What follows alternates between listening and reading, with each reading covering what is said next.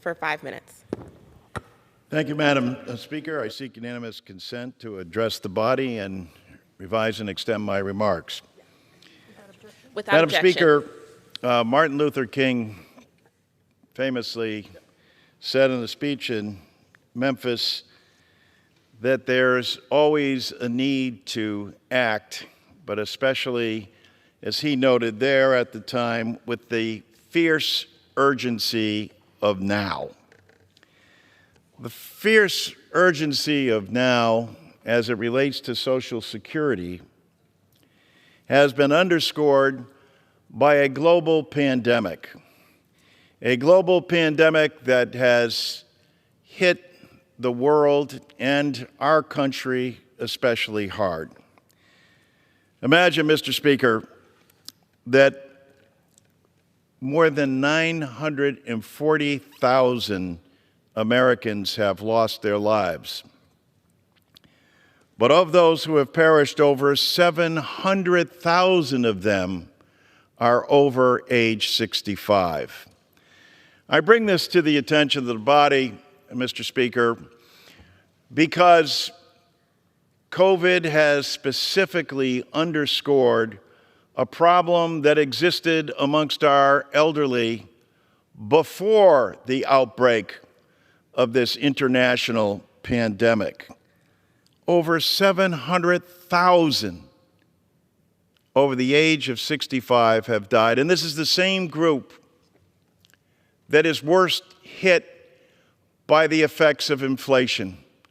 As you know, Mr. Speaker, everybody who's on a fixed income and has to marshal their resources understands how inflation can be crippling. And so all the more reason that we need to provide relief, and relief is on the way. Relief is on the way with the Social Security 2100, a Sacred Trust Act, currently in the process of being marked up in the Ways and Means Committee.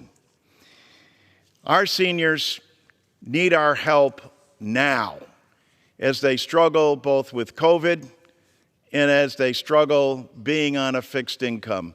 Imagine, Mr. Speaker, the last time that the United States Congress did anything to enhance Social Security was more than 51 years ago. Richard Nixon was the President of the United States, and a cost of a gallon of milk was 72 cents. A lot has transpired since then, but what hasn't taken place is Congress and its responsibility to make sure that Social Security keeps pace with the changes that are needed. The last time Congress did anything substantial with Social Security was 39 years ago in 1983. It increased the solvency, but it did so by cutting benefits and taxing the elderly. Social Security 2100 seeks to enhance benefits that haven't been done in more than 50 years and eliminate a burdensome tax on people who have to work after they've retired in order to make ends meet.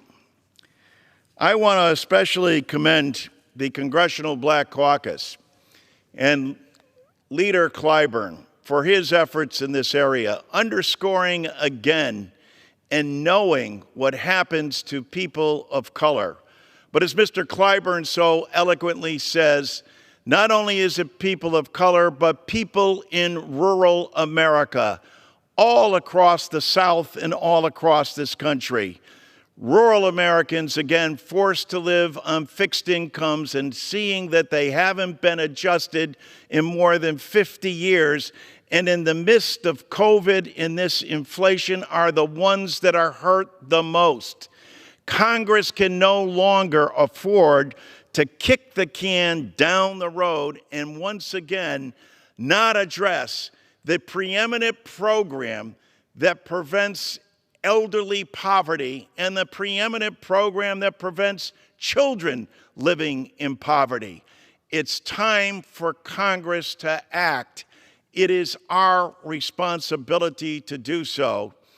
And as the chair of the Subcommittee on Social Security on the Ways and Means Committee, I'm proud that Chairman Neal and our membership are moving this legislation forward and on to the floor. It wouldn't happen without the best efforts put forward by members of the Congressional Black Caucus, and I commend Joyce Beatty for her efforts as well. Thank you, Mr. Chairman, and with that, I yield back.